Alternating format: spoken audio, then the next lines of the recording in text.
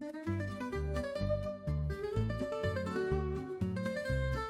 言推廣中心定期推出唔同嘅語言學習活動。今日我哋嚟到嘅係一個以葡萄牙石頭湯為主題嘅工作坊。活動內容包括語言學習、認識葡萄牙石頭湯嘅故事同烹煮石頭湯。睇下我哋今日仲學咗邊啲重點嘅單詞。Olá, vamos rever algumas palavras relacionadas com o tema de hoje.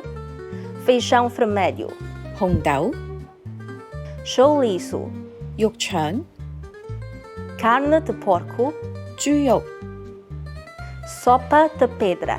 石頭湯。A sopa de pedra é uma sopa tradicional de Almeirim, em Portugal. A lenda conta que um viajante usou uma pedra para cozinhar uma sopa e pediu a um casal de aldeões para adicionarem outros ingredientes, resultando numa sopa deliciosa que exemplifica o espírito de criatividade, partilha e cooperação. Almeirim. 阿爾梅林 Almeirim é uma cidade localizada a norte de Lisboa, em Portugal, e de onde é originária a sopa de pedra.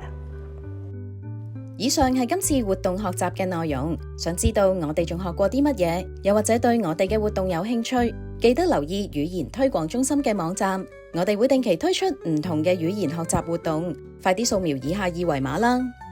想學習更多葡語生活嘅常用句子，可下載手機應用程式花拉村。